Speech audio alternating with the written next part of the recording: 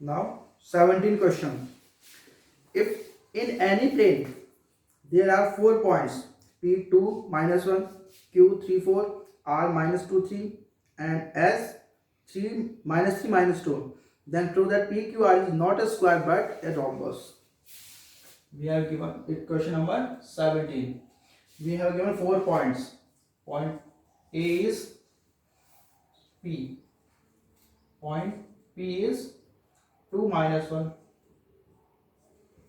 Q 3 4 and R minus 2 and 3 and S minus 3 minus 2. Okay, we are given these 4 points. So we have to prove that this is not a square but a rhombus. 4 square ने मैंने बताया था, क्या बताया था? All sides equal, all sides equal and diagonal equal, diagonal equal. But rhombus के लिए मैंने बताया था all sides equal but diagonal should not equal. Diagonal should not equal. Diagonal should not equal मतलब अगर हमारे पास हम चारों साइड फाइंड कर लेंगे वो तो इक्वल आनी चाहिए. उसके बाद हमारे पास जब डायगोनल हम फाइंड करें डायगोनल इक्वल नहीं आनी चाहिए. अगर डायगोनल इक्वल नहीं आएंगे इसका मतलब ही क्या हो जाएगा? रोम्बस हो जाएगा, नहीं तो ये स्क्वायर रहेगा. तो चलो फाइंड करते हैं.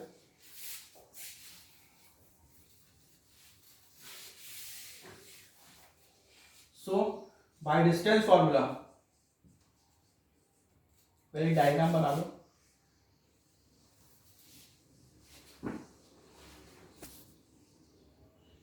P2 minus 1, Q3 4, R minus 2 3 and S minus 3 and minus 2. Okay, now by distance formula. By distance formula क्या हो जाएगा? First we will find PQ.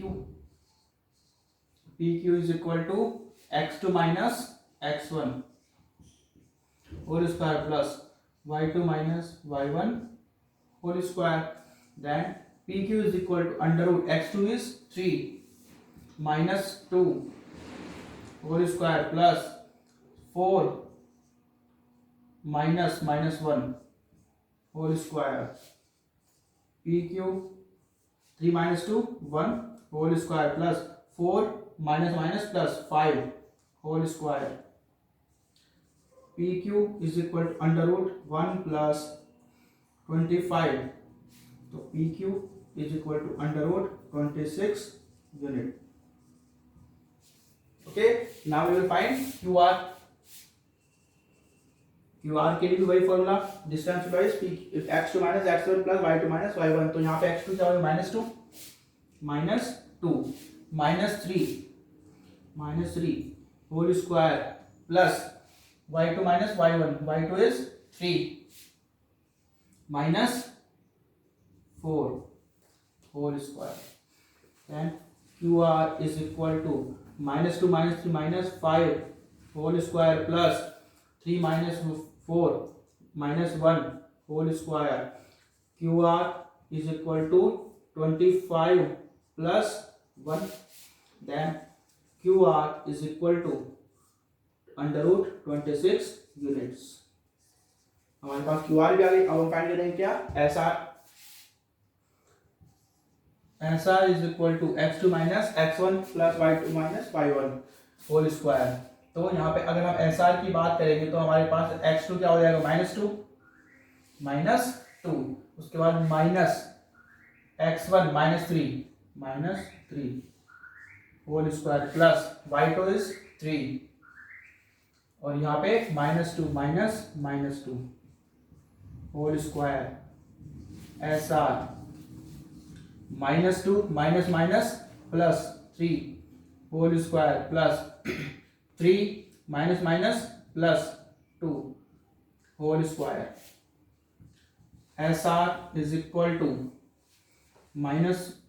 Plus 1 whole square plus 5 whole square, तो S R is equal to 1 plus 25, तो S R is equal to under root 26 units. Okay, then we have to find PS. PS minus 3 minus 2 whole square plus minus 2 minus 1 minus 2 minus 1 whole square, then PS is equal to minus 5 whole square plus minus 2 plus minus plus 1 whole square, then PS यह हो जाएगा minus 5 whole square plus minus 1 whole square, तो PS is equal to under root 25 plus 1, तो PS is equal to under root 26 units. under 26 units. ये हमारे पास P Q Q R S R और P S चारों side हमने find किया, चारों equal भी आ रही है, तो क्या हो गया ये स्क्वायर या रोमन कुछ हो सकता है। अब हम क्या करेंगे, डायगोनल फाइंड करेंगे, diagonals P R and Q S. Let us find P R. P R अगर हम फाइंड करेंगे तो x2 minus x1 minus 2 x1 2 minus 2 whole square plus y2 is 3 और ये minus 1 3 minus 1 whole square P R minus 4 whole square plus 3 plus 1 whole square P R minus 4 16 plus ये 4 whole square P R is equal to 16 plus 16 PR is equal to under root 32 units. Okay, now QS. x2 minus x1, x2 कितना आ रहा है minus 3, उसके बाद यहाँ पे minus 3 whole square plus minus 2 minus 4 whole square QS is equal to minus 6 whole square plus minus 6 whole square, तो QS is equal to 36 plus 36, QS is equal to 72 units. So PQ is equal to QR is equal to SR is equal to PS, but PR not equal to QS, so it is a rhombus, not square. ये हमारे इस तरीके से prove हो गया. Now question number 18. Prove that midpoint C of hypotenuse in the right angle triangle AOB is situated at equal distance from vertex OAB of a triangle. हमें क्या कह रहा है, right angle triangle है. This is the right angle triangle AOB. So C is the midpoint of hypotenuse. This is C. Midpoint of this is hypotenuse, so C is the midpoint of hypotenuse. Okay, we have to prove that this C point is at equal distance from A, O, and B. मतलब हमें क्या prove करना है, AC is equal to OC is equal to OB CB, ये हमें prove करना है. मतलब ये डिस्टेंस और ये डिस्टेंस, तीनों डिस्टेंस इक्वल है क्या, ये हमें प्रूव करना है. तो इसको लिए कैसे प्रूव करेंगे, if this is O it means this is origin, तो इसके कोऑर्डिनेट्स क्या हो जाएंगे 0 0, कोऑर्डिनेट 0 0 हो जाएंगे नहीं, तो ओ तो O is always origin in coordinate geometry. In coordinate geometry O is always origin. जैसे in circle O is always centre, वैसे ही O is always origin in this coordinate geometry. So if this is origin then this is 0 0। अब this is x axis and this is y axis. तो on x axis y coordinate will be 0, y coordinate will be 0, और हम इसको x को ले लेते हैं हम a। Okay, in this is y axis, at y axis x coordinate is 0 and we will take this b, y को b। Okay, so let in right angle triangle AOB, O is origin, so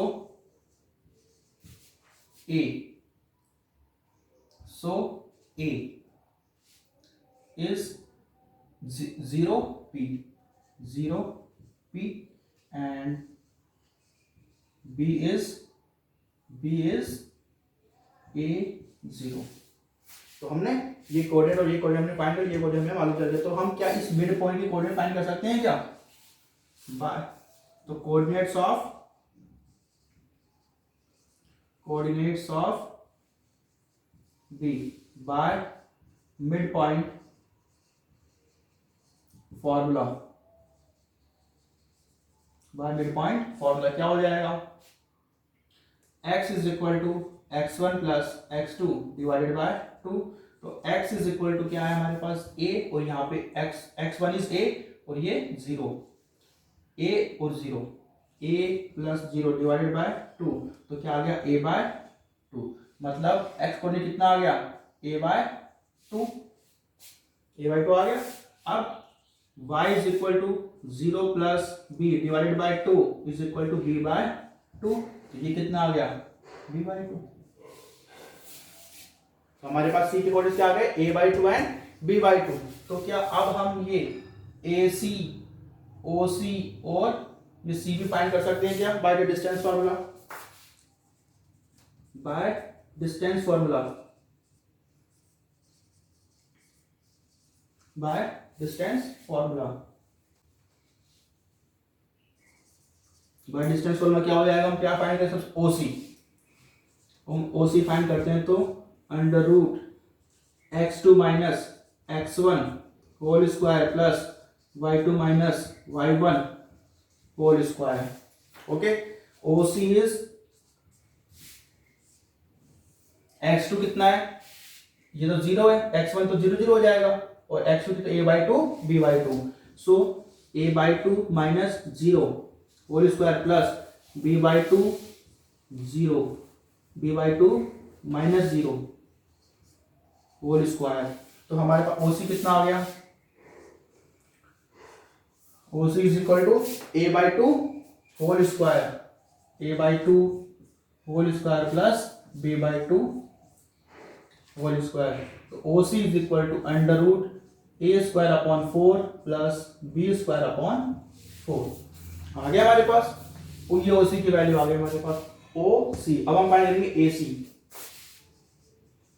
AC is equal to under root x2 minus x1 plus y2 minus y1। तो AC की अगर हम बात करेंगे तो x2 क्या हो जाएगा? a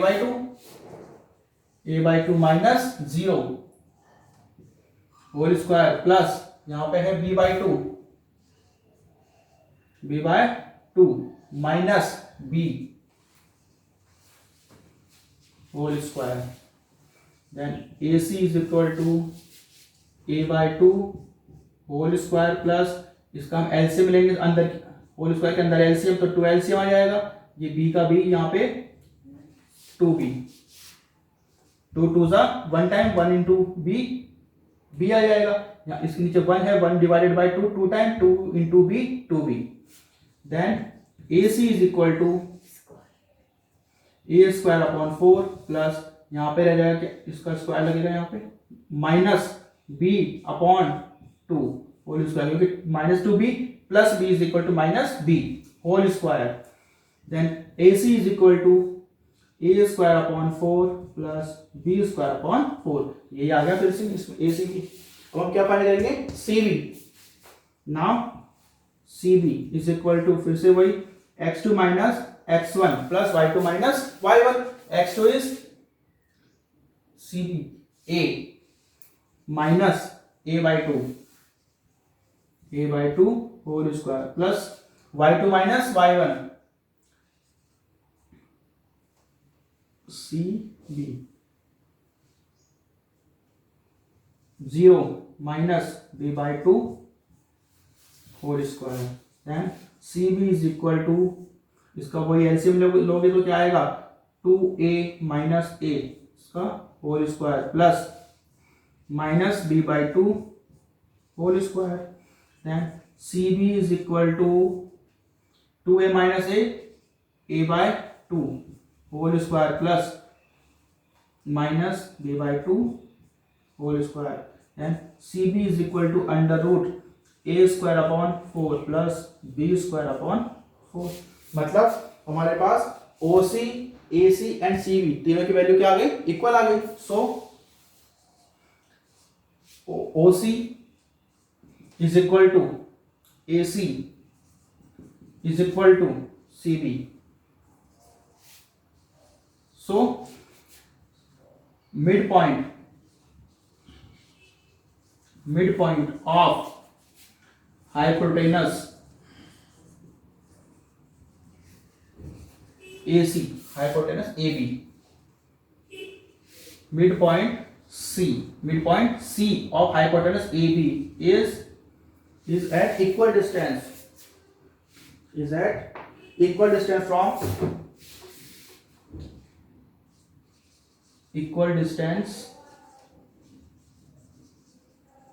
from A, O and B, ये हमने प्रूव कर